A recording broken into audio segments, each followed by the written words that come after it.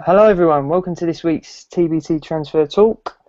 This is the second show we've done. We obviously did one last Friday. I was away until yesterday, so we've moved it to Sunday this week, and it seems to be quite a good day to do it. Actually, there's a lot that's gone on today. This week I'm joined by Mark Simpson, who we know on Twitter as at Mr. Mark Simpson, and we've got a lot to get through, Mark, haven't we? I mean, the big story today has been Loic Remy. That deal was expected to go through. Likes of James Pearce and everyone had said, all week that it was just a case of paperwork issues. But 3 o'clock today, literally just a couple of hours ago, it broke that he'd failed his medical. I mean, there were a few rumours flying about on Twitter, just as we were talking about off air just before this, that that was the case. Supposed issues with his heart and his knee, I think. And that deal now seems to be off. I mean, bit of a shame, really, Mark. Do you think? I mean, 8.5 million. I'm not sure we're going to find a much better striker. No, not Champions League quality. No, you're definitely right. So it's a bit of a shame. Obviously, the reason why it was being held up wasn't due to paperwork at all. It was obviously with the medical, and like I say, as much of it is a shame for Liverpool. It must be gutting for the player itself. Yeah, absolutely. I mean, again, we've got loads of interaction this week, so we're just going to run through some of it. At Liverpool Reds FC, he says he'd quite like to go for Borini now. He says Borini definitely. He has shown he can play in the Premier League. Some other shouts for sort of alternatives. At Mr. Daniel James _ says, personally, I'd like to see either Aubameyang, Volland, Bonny, but maybe a big name for the number 7 shirt, because obviously it also emerged at 3 o'clock today that he was set to be given the number 7 shirt if he did join. So some people are sort of thinking that that might mean that we're not going to go in for sort of a bigger name that some people are hoping for. At Arwin Davis says, the Remy news is disappointing but not the end of the world. At Dan _ Lovelady says, Aubameyang or Volland would now be great. At Joseph Berry _ says Jackson Martinez. And yeah, final one. At John W. Lawson says, it's a big blow, the Remy news, but everyone and their dog knew of his knee and heart. Other options, are set up, I should think. Do you think that's the case then? Do you think, do you think they'll have players lined up? I mean, obviously... They'll definitely have players lined up. I mean, when it was Remy sort of link was announced, it was well known that Bonny's name was being banded around as well. And I guarantee that they'll have a long list of players that, who they want to get for a forward. I believe that the reason why Remy was chosen was probably value for money. 8.5 million is a great price for a Champions League ready forward. But he's also very flexible, and as we all know, Brendan Rodgers and the committee like players who can play in a number of roles, and he can do that as well. You assume, and it is just assumption, no one can tell you otherwise at the moment, of who they would go on to next, and a lot of those players that you've just listed I've never heard of. It's probably Football Manager players that people are getting them from, or FIFA. I don't know if FIFA 15 list is out yet, but it sounds like that's where people are getting those names from. But if you go on what valid reports have been from the papers, you would assume that Boney would be maybe the next sort of guy down the list. But there's going to be a lot of surprises between now and September the 1st, and obviously now they'll go back to the drawing board. It'll be interesting to see sort of if we hear anything between now and when the team comes back from America, or if we hear something a lot sooner. I guess only time will tell. Yeah, I mean, I think you're spot on in terms of alternatives. It all depends really on what Rodgers wants in this striker. I mean, I think a lot of people... I mean, obviously Remy has got a bit of a reputation for being able to play in a couple of roles. He's played on the left. He could play, of course, I think most people consider up front to be his strongest position. So he could have gone with a diamond with him and Sturridge up front. With the Boney stuff, I mean, last week on the show we discussed, because at the stage it was at last week on the show, was that it had just emerged that Liverpool wanted to pursue Remy over Boney. Since then, he's flown to America for a medical. The release clause was triggered, and it all looked like it was going to go through eventually, and it just seems like a case of Liverpool making us wait. But there is an issue, and that does seem to be off now. So, as I say, we were initially considering Boney as well. So whether we'll go and do, we supposedly contacted his representatives, but we thought that Remy was better value for money at sort of half the price, really. So whether he'll go back for Boney, it's possible. Again, it depends on what he wants. Does he want a more versatile player? The other link that came up was actually this morning was Lyon striker Lacazette. He's also French, and he's played like Remy. He can play out wide as well. And the link this morning was in Loic, the French source that said that we actually considered going for him before we went for Remy. So maybe it could be one of them too. Like I've said, there's even shouts for Jay Rodriguez. I mean, yes, another Southampton player. Not sure how. Surely not another one. I'm not sure how happy people would be with that, but one thing I will say on Remy, and stranger things have happened. I wouldn't be surprised if they maybe try and give him another go. What, go back for Remy? Maybe try and maybe see what happens there. Like I say, stranger things have happened in football. I wouldn't rule it totally out just yet. I know there's a lot of people who have said it's off, but the same people were saying that he passed his medical on Wednesday. That's very, very true. So Great. I mean, just don't believe everything you read. That's the most important thing with Twitter. And just because it's being called off now doesn't mean that it might not happen down in the future. With Marseille, he failed his medical the first time because of either knee or heart issue, but he ended up going, re-signing for them. So let's not rule it out totally so far, but at the present moment in time, it does look like there will be alternatives. Yeah, just got a tweet in from @Jacob Cripps who says, personally think Lacazette could be a possibility. I mean, Lacazette's probably the one that's most similar to Remy, so we just have to wait and see, and maybe. Well, it's French. That's a start. Maybe this time next week when we do the show, we'll have some more news on that. It'll be interesting to see who this Lacazette's agent is and if he's trying to have a move to get his name mentioned. Newcastle. Yeah. Oh, there we go. It's his agent. I would probably. I could be 99% certain to say that's bullshit. Quite possibly, yeah, with the wealth of French players at Newcastle. Okay, so I think we'll move on. I mean, the talk this week came out on Monday that we were trying to wrap up, and it looked like we were going to wrap up 3 deals this week. The other 2 are still very much on. In fact, Divock Origi could be announced any time now. It's emerged that he's had his medical in Boston. He's signed a deal supposedly worth around 13 million euros, and he's going back to Lille on loan next season. It's supposed to be a 5-year deal. Obviously, 4 years at Liverpool with him back at Lille next season. So that one, according to the likes of, I think it was Chris Bascom last night and Dominic King, could be announced today in the next 24 hours. He's due to report to Lille training on tomorrow, so that could happen any time now, really. And the other one was that we're going to concentrate now is Dejan Lovren.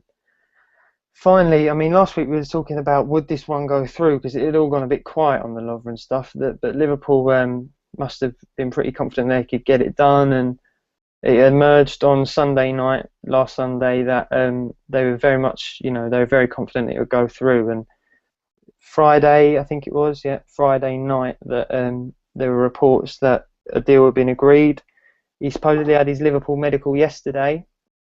I think 16 million is the fee plus add-ons.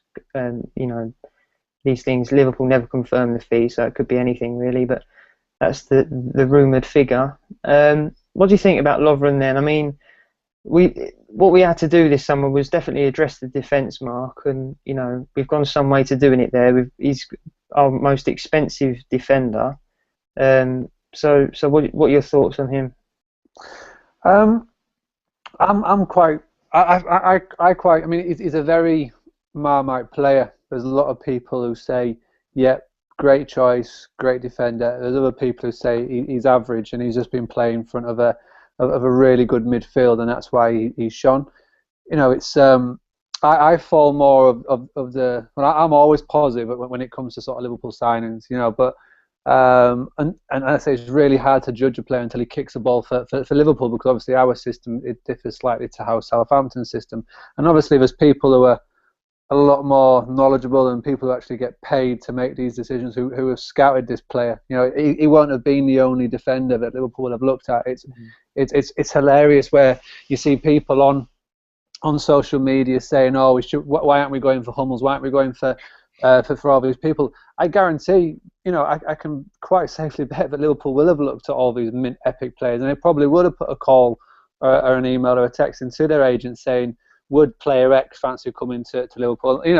And obviously that they're settled on Lovren's for many reasons, not just because of the style of play or what foot he is, or if he talks, or if he knows English. It can be they go for a lot of different variables when they decide on a player, and they're settled on Lovren, and I'm happy with that. If Brendan Rodgers and the transfer committee think that Lovren can come into our defence and improve it, then I'm happy with it. I think they've earned a bit of clout over this last year. Me personally, I spend far too much time watching Liverpool play than to watch other teams play, unless when they play against Liverpool twice a year. So what I have seen of Lovren and the little brinces that I saw in the World Cup, smart. His stats look good on Squawka, on who scored. They all stand up pretty well. People say he's a talker, he's a leader. People say that he can play left centre back, he can play right centre back, which is extremely rare in a defender. Normally you'll have it where they just focus on one side. I'm more looking forward to seeing where he does come in and play. Is he being signed as a starting left centre back? If so, what happens to Sakho? Is he being signed to play alongside Sakho at right centre back, which is amazing? It would be really interesting because he hasn't done that for many years. He's only done it a handful of times at Lyon. I'm really interested to see how that one pans out, to be honest. And he's obviously a player who was linked with us last year, and we've ended up spending twice as much money by letting him settle in the Premiership for a year. So, it's one of them. I'm interested more than anything. But it's hard to get in. It's hard to get excited about a centre back. What does a centre back do? All a centre back does is he just stops people scoring. I'm more excited about seeing these hatful of attackers coming in.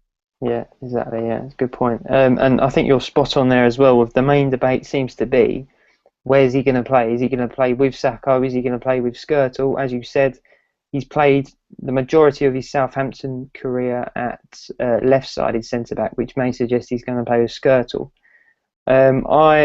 We put out some questions on Twitter and got a lot of interaction on this as well, saying, is he the sort of centre-back Liverpool need? Kevin McDonald says, the right sort of centre-back, yes. The right specific one, sceptical.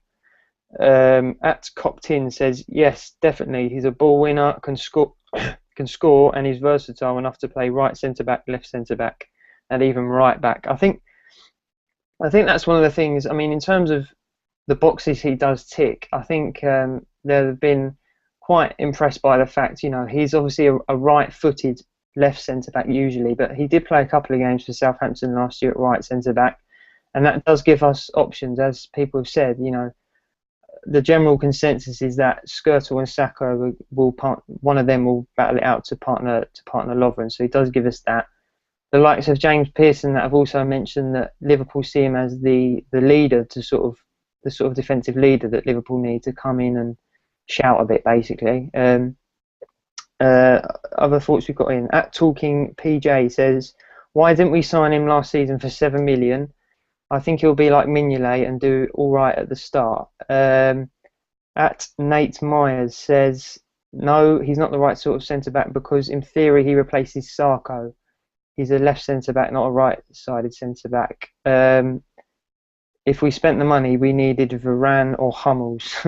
So, like you say, a lot of people sort of asking for players of that sort of calibre, but you should tell that last one to get off Football Manager. Yeah, exactly. I probably should. That's never going to happen, to be honest. So yeah, I mean, that's Dejan Lovren. I think we've pretty much covered him now. He seems to be the centre back we've gone for, and that one looks likely to be sort of confirmed tomorrow. Briefly touched on Divock Origi. Did you watch much of the World Cup, Mark? Do you think it'd be a good addition? I mean, he's obviously not going to be with us next season. Yeah, I saw Um, him. Yeah, I saw him. It's hard to get excited about this sort of transfer because we're signing him, but then we're loaning him for a year, so we're not going to actually see him. If he signed and then played for a few pre-season games, then I'd been a bit interested. But it's like signing a backup keeper. How do you get excited about that? Really, it's just, he's. I'll be more excited next season when he comes back and he's signing for us. But it just mean keep an eye out on a couple of league-owned games, I guess, and. It'll be. I like from the World Cup. It was obvious he's got pace, lots of it. I can't remember what game it was, but he gave a defender a good 5-10 yard head start, and he absolutely mullered him.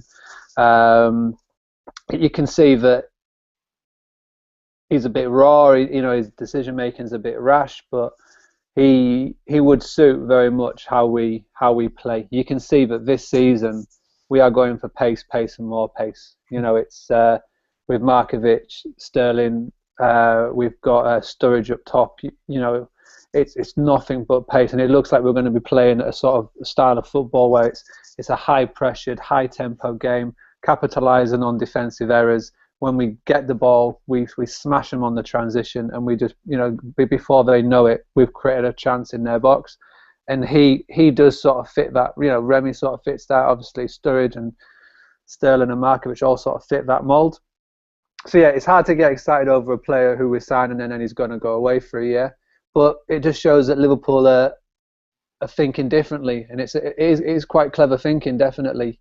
That guy then just said, well, we could have signed Lovren for 7 million a year ago. Now we're paying £20 million. He's complaining, but we're actually doing that with Origi now. We're signing him for next to nothing. In a year's time, he could be a £20 million striker. Definitely, yeah. I mean, so it's good thinking. Yeah, the Belgian sort of media seem to think he's definitely got the ability to be better than a Lukaku or a Benteke. So, be definitely interesting to see how he develops next season and keep a good close eye on him. We've got some thoughts on Origi on Twitter. Gonzalez says he's good, quality and fantastic on the ball. Can't wait to see him play for Liverpool after returning back from his loan. At Logic LFC says kind of reminds me a bit of Welbeck with more potential, but as of now his playing style seems like that. I can see sort of what he means. He's sort of a big sort of lanky guy, but obviously I switched off as soon as he said Welbeck. As soon as he said Welbeck, I switched off him. Yeah, exactly. William Sloan says loan deal can give him strength and confidence to slot into the 11 next summer. Can certainly be a stellar signing. So it's quite an exciting one, that. And as you said, it's a clever bit of business to get him in now rather than in a year's time when he's worth double that price tag. Okay, so they're the three sort of main sort of things from this week, but there have been other little bits and bobs. Joe Watson, who we had on the show last week, at Joe Watson 31, he's sent me a question saying, what do you see our goalkeeper options being next season? Should we rotate Reina and Mignolet or get young, high potential cover? What do you think on that, Mark? I mean, obviously Reina's back. I don't think he has much of a future at the club based on Rodgers' comments and stuff, but Napoli, according to Chris Bascom earlier in the week, Napoli want him but aren't at the moment willing to pay I think it was like 3.75 million that we want. They're probably thinking, oh, we could leave it a bit longer and Liverpool will eventually give him away even cheaper. So what are your thoughts on that? I mean, we've been linked with the young Brazilian keeper Neto this week, so do you think it'd be better to get sort of a younger guy or keep Reina? Or I can't see Reina being here come 1st of September. Not at all, and Napoli are playing it absolutely spot on. They know that we don't want him. They know that he doesn't want to be here. He wrote his letter that he was leaving last year, and apparently Brendan Rodgers hasn't even spoken to him since he's been back. So there's I can't see a world where come September where Pepe Reina's still at the club. So you've got to assume that, and if he does want to get another keeper, which everybody keeps telling us that he does, it either makes sense to go for a young guy and try and train him up and look to maybe increase his value and sell, or you do what Chelsea did and bring in like a Mark Schwarzer type person who's just a quality Premiership proven goalkeeper who is happy to sit on the bench for when your first team player gets injured. Brad Jones isn't that guy. it's pretty obvious, you know. But he's obviously happy to stay at the club, you know, until he moves back to Australia. So he'll happily stick around as a third choice keeper. It may be a case where, you know, was it on deadline day last year we tried to sign Shay Given? Was that, you know what I mean? It may be a case where it's just a deadline day smash and grab for somebody. You know, I can't see anybody like a Jack Butland coming in, you know what I mean? If someone wants to play football, it's not going to be someone like that. It will be literally an unknown. If anybody does come in, he may decide on if it is going down the youth option of giving somebody from the reserves a go. You know, Vorm was linked quite heavily. He's gone to Spurs. He's gone to, obviously he's gone to Spurs. So you may be thinking that they're not looking at youth. Maybe they are looking for somebody who's had who's an aged, you know, someone plus 30. So we'll just have to see on that one. But like I said, hard to get excited about a backup goalkeeper. You know what I mean? It's like, you know, so. Yeah, I mean, like I say, the goalkeeper this week we've been linked with is Brazilian Nato from Fiorentina. I think he's a 25-year-old. Dominic King says he's of interest, and obviously, like you say, Vorm's gone to Spurs now, so he seems to be the one being mentioned. There's literally been no links, and I think, like you say, it's not top of the priority list, but it would definitely be handy and something we're going to look to address. So I have to wait and see on that. Some thoughts on Twitter on goalkeepers. Wayne Baker at WBaker1986 says, I feel for Jones, to be honest. Always done well when standing in, plus money could be spent in other areas. Donny comes to mind.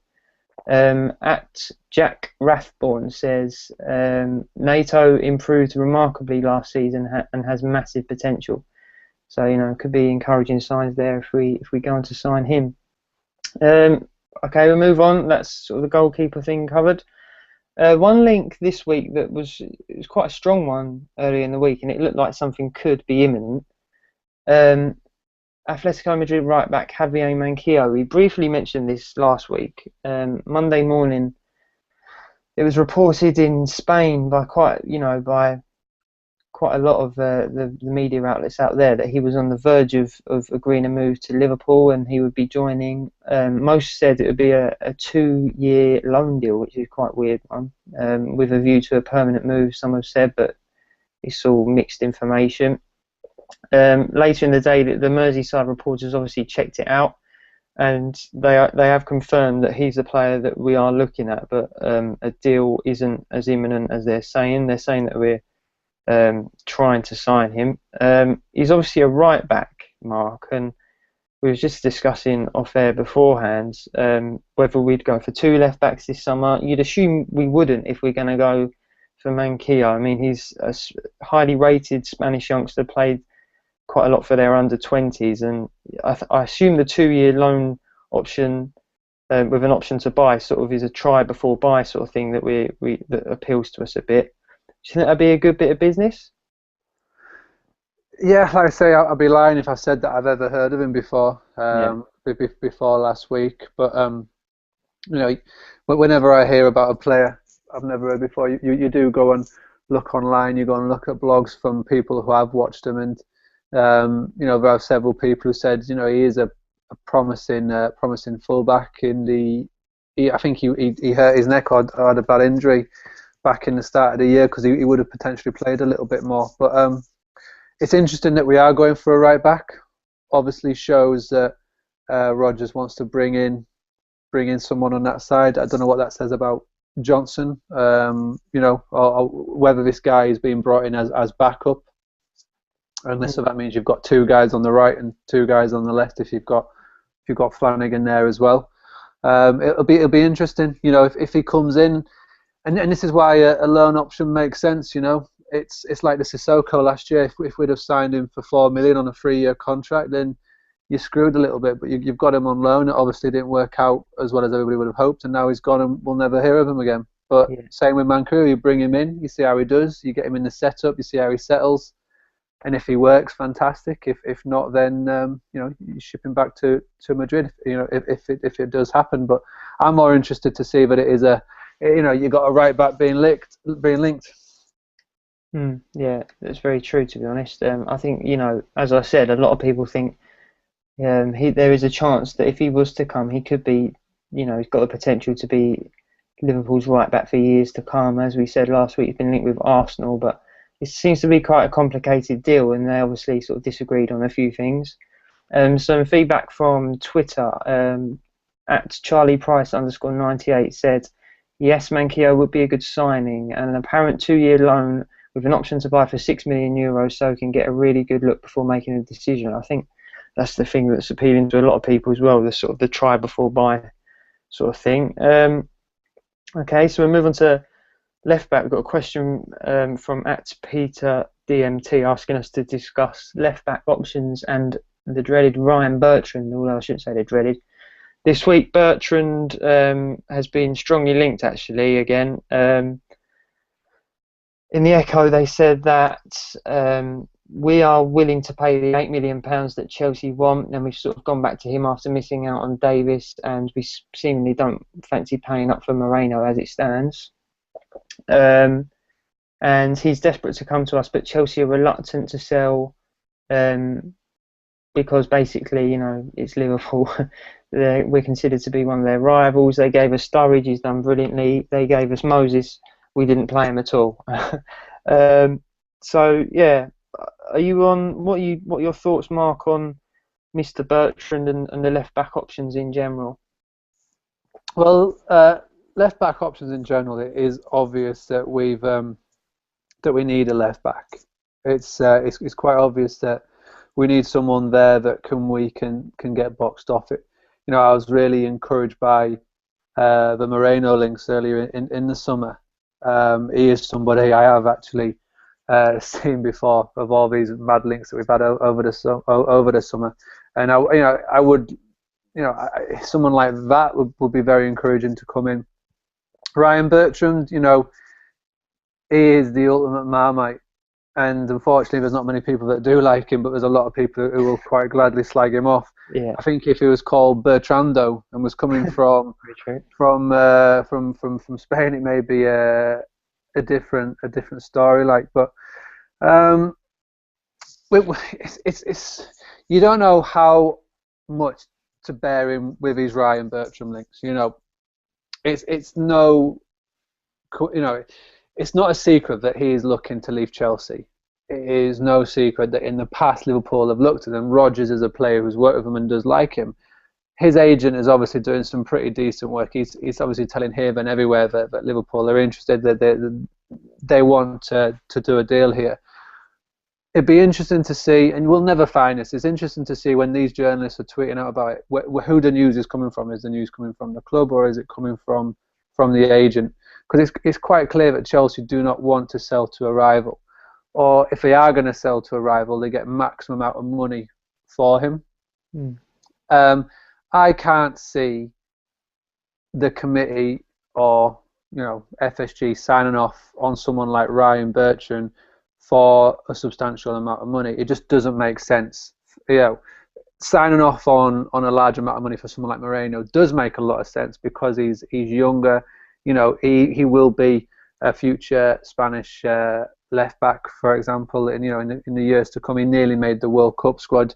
If you spend £20 million on him now, the way that the inflation goes, you could quite easily recoup that if you were to sell him, for example. And if he comes in and does really well, it's a win-win. It'll be really interesting to see how this one plays out.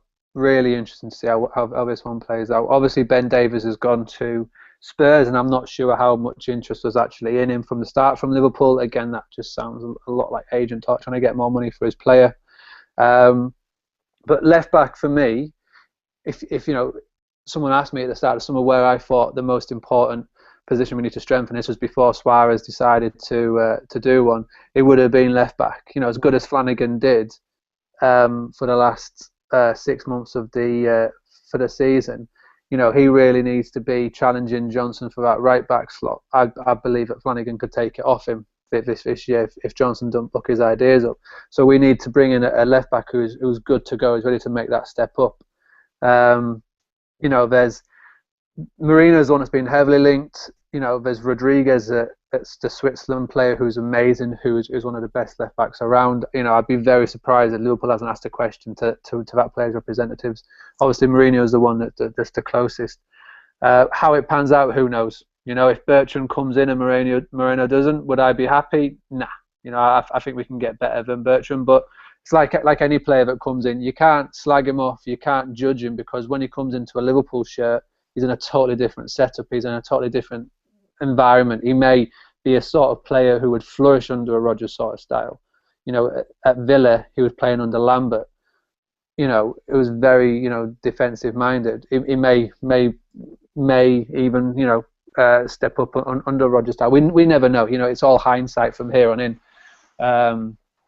But who knows? Like I say, who knows? I would prefer someone like a Moreno to come in over Bertrand, but end of the day, we'll just see what happens. Yeah, I mean, we've got quite a lot of feedback coming on this actually. Chandler Pandit says, I hope Bertrand doesn't go through, but I trust in Brendan because he has worked with him. I'd prefer Enrique, Robinson and Flanagan.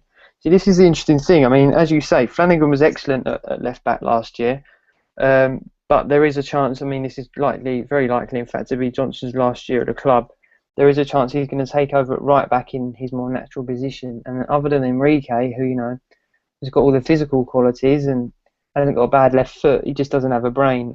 We don't have a naturally left-sided left back. So like you, I think that would have been one of the big things to address for me this year. And Moreno, if you'd have said to me at the beginning of the window, there's a chance to get Moreno, I've been quite surprised actually, because I think he was strongly linked with likes of Real Madrid, Chelsea before the window. There's obviously a chance there to get him. He was obviously our number one, seems to be our number one choice anyway, but we just don't seem happy to pay up. At Jacob Cripps again says, other left back option is Marcos Rojo, big guy, defends well, and very good at whipping crosses in. He was obviously the Argentinian left back from the World Cup, can also play centre back. Been linked with him in the past. At Mercy Ward says Bertrand links very underwhelming.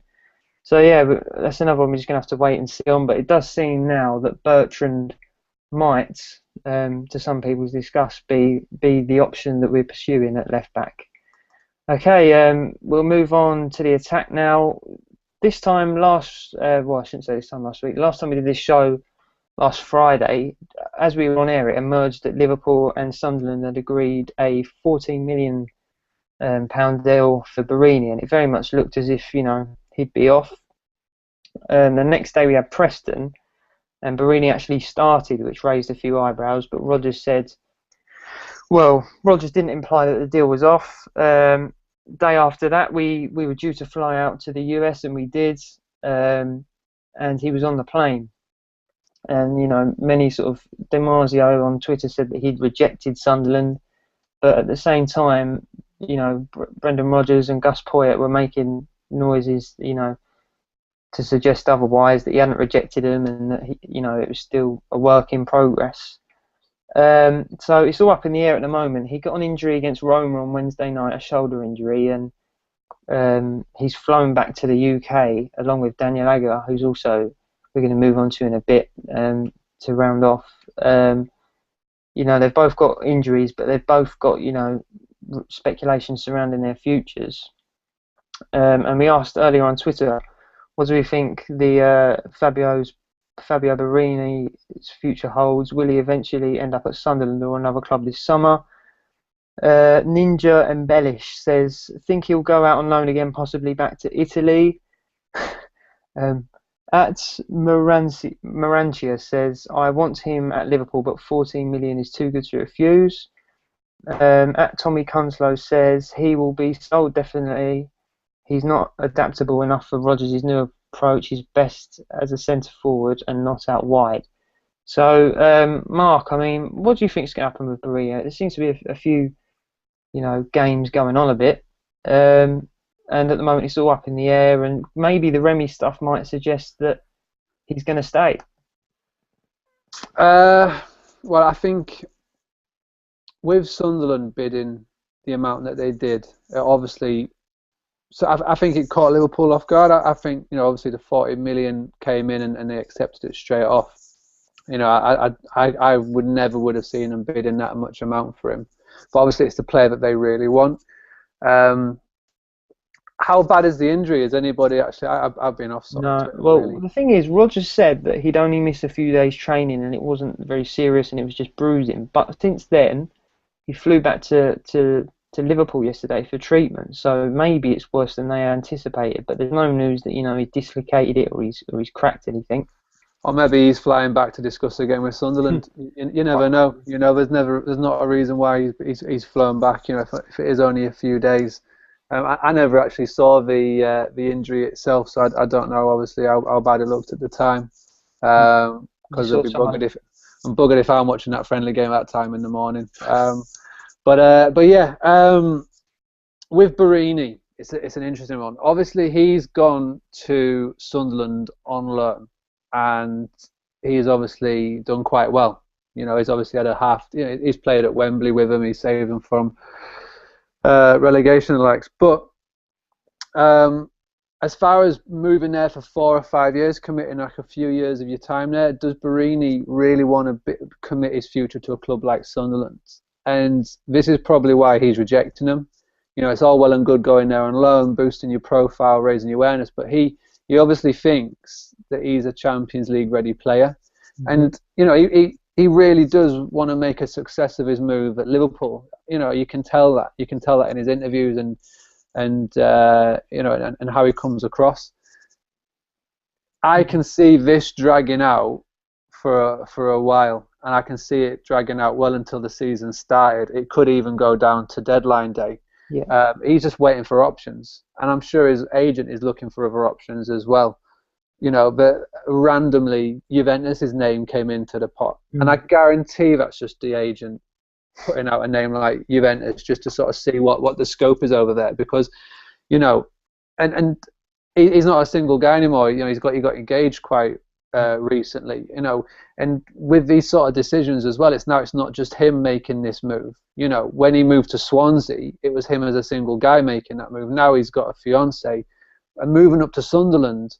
Not even players who play for Sunderland live in Sunderland. They live in Durham. They get all put up in.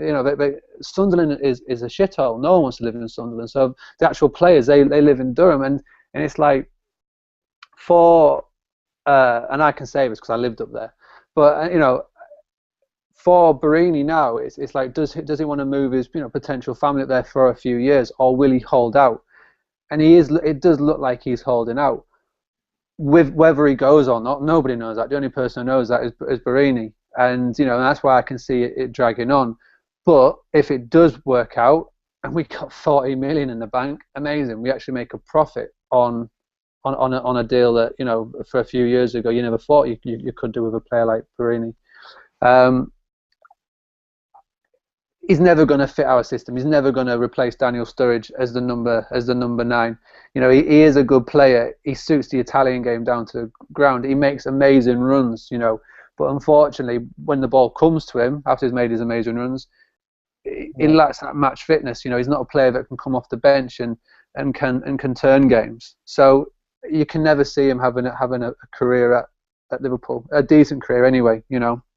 And I'm made up for him that he wants to give it a go. I'm made up for him that if he does want to dig his heels in and say, yeah, I want to prove him wrong, because there's another player that we got from Sunderland a few years ago who did that, and now look at him, he's our future captain. But it'll be interesting again to see how that plays out. And I think with Remy failing his medical, that has got no bearing at all what happens with Borini. Liverpool will go out and they will buy another forward, whether it's Boney, which is doubtful, or whether it's the random lad from Lyon. I think the only reason that the link in him is because it starts with the letter L, and we've signed Lovren, Lambert, and Lallana. But like I said, it'll be very interesting to see how that one plays out. I don't see him at Liverpool come the 1st of September. Let's put it that way. I think everything you said there is spot on. I agree in that. I think it will drag out. I think we're obviously going to go and buy another striker. And I think he's probably just, like you say, evaluating his options and and waiting to see what happens a bit. Whether Sunderland's going to happen, how long will Sunderland wait? They'll want him in now. They want him in preparing with the team for the first game of the season, as it's only a couple of weeks away now. Can't wait. Yeah, absolutely. And I've got my ticket for the main stand. I'm looking forward to it. Southampton, is that? Yep. Brilliant. Should be brilliant. They won't have a team, mate. That'll be, they have to forfeit. It'll be 3-0. Best time to play him. Exactly. So yeah, whether that one will go through or not, we'll have to wait and see. But I think he'll eventually go. Similar rumours surrounding Aga. Last sort of rumour to finish off on. He's actually been linked with Barcelona today in one Spanish outlet. He's also returned home from the training camp with an injury. I mean, he played a bit the other night, but he didn't look very fit. And the game against Preston, he missed through injury. No one knows what this injury is. So, with Lovren coming in, Mark, do you think Aga will go, or, will we have to sign another centre-back even if he stays, or what do you think? I think they're pretty much the writing's on the wall with Danny Aga. I think, it's no secret that they would be willing to sell him. He's on a big wage. He obviously got his contract at the right time. Barcelona, Christ, if that comes up, he's the luckiest footballer alive, because he definitely doesn't deserve that move. But if he does go to Barcelona, you would never begrudge him, because, like I say, he'll have a mint life over there. He's been class with his time at us, but it's time for him to move on. And with Lovren coming in, we've got another defender back there. We have Torre back there. Whether he stays or goes, is another thing. But people forget that we've got the young Portuguese lad. The one who's been on loan all season, Alori. So we have got players who can play centre back there. You got Sacco, Lovren, Skirtle, Alori, Torre. That's 5 right there. Mm-hmm. So, I can't see, on top of Lovren, another centre back coming in. But like I say, you never know. But I think if a bid was to come in, and on transfer market, his market value is £15 million. If Liverpool were to get anything like that for him, that'd be fantastic. You get 15 million for him, you get 40 million for Borini, you get 75 million for Suarez. 7 for Assaidi by the sounds of things. Yeah, Christ knows happening like that. But yeah, like I say, you're bringing back a lot of money, and I know Liverpool fans love the net spend. And Christ, if we get all that money in and we end up spending 100 million on players, and we've made a good decent profit. So shit, good summer. It's just a mad summer. Like I say, we're listing off all these players, and this time last year you couldn't really do this sort of show, because we only signed a couple of players last year. This year we could bring in 10, 11 players in. I haven't never seen this before. I remember in the Houllier days when we brought in 6, thinking that was mad. But 10, 11 new players turning up at Melwood over the summer. It's crazy. Well, it's mad to think about. Definitely, yeah. Just a little bit of feedback we've got from Aga on Twitter. At Tubbs Snow says, if we play with 3 centre backs, then having players like Aga, Coates, and Toure will be crucial for squad depth. I mean, we didn't mention Coates there. Jesus, I played the other night, and I think that's more. That's because we're not so thin on the ground. That's why he got his game. There's nobody else to choose from on the tour. Yeah, and then he says, but haven't seen Aga in pre-season at all. So if Toure and Coates fit, Aga may be sold for the right price. So we'll have to wait and see if that one. Couple of things to round off. Just the last bit of information. We briefly mentioned that Assaidi on the same day last week, where it sounded like Borini was off, and that £14 million deal with Sunderland was supposedly agreed. It also emerged via John Percy in the Telegraph that a £7 million deal to take him to Stoke was pretty much agreed as well. That's gone quiet since. I think in the Times the other night there was talk that he was sort of stalling himself a bit, and I think he wants guarantees in his contract and things like that. So that's one bit that could develop this week. Just the last thing to finish off, from the same guy actually, Mark, quick question. At Tub Snow says, do you think we need a defensive midfielder? Will Chan, Henderson and Gerrard be sufficient? None are defensive minded. I'll answer that first, and then I'll push it on to you. I personally think that with Chan and Lallana in, I think we've pretty much covered midfield now. I think Gerrard's obviously going to play the deepest. One player we didn't mention there was Lucas. I think he'll hold out. I think he'll be at the club to at least January, sort of as a squad player, if you like. But I think he's quite a good character to have in the dressing room. So I don't think we need a defensive midfielder now. What do you think, Mark? Yeah, agree. A lot of people forget that Alan plays defensive midfielder as well. He played there. He played there in the Olympics for the British squad quite well, and he can play there. You know, with Khan coming in, you definitely don't need to sign another one. It just get madness. It just becomes stupid if we start thinking about all these other players that you want to sign, seeing at all the areas that we focused on already. You know, like you said, when Lovren and Origi gets confirmed, that's 6, right? Because Remy was going to be 7. So that's 6. That's 6 new players, and you know you're going to get that forward, which is 7, and you know you're looking at a backup keeper, which will be 8. You know you're going to get 2 full backs, which is then 9. And 1 or 2 attackers as well, maybe. Well, it's going to be 10 or 11. I think you're right with that sort of figure. A lot of people are saying that Rodgers wants 4 strikers at his disposal. I don't know. I can't see after this other forward to replace. Well, like I say, we can't rule out Remy. You know, let's just say that Remy's not being 0%, right? But I can't see him going to get another forward and then getting another one as well. Because what are you going to say to play? What are you going to say to Lambert? Oh, by the way, you signed, but now you're our 4th choice forward. Yeah. Remy, or Remy or whatever, you're going to be our 3rd choice. You know, a lot of people forget Sterling can play a striker. He can play a forward. You know, a lot of people are saying, "Oh, we're going to get this marquee player." You know, nah. You know, it's like they will sign a player. They will sign a world-class player if he becomes available. There's always that money there. You know what I mean? It's like Sanchez became available out of nowhere because of the Barcelona talks. They wanted him. You know, if someone like you can't say Di Maria because he's going to sign for PSG, but it's like, say, someone like a Lucas Moura becomes available. They would be interested in all these players. You know, people are saying, why not going after this Griezmann, this fella that's signing for Atletico. I guarantee that if he's a player that Liverpool were looking at, they would have asked that question. It's interesting that player is staying in Spain. Is obviously settled. He likes the Spanish lifestyle. You know.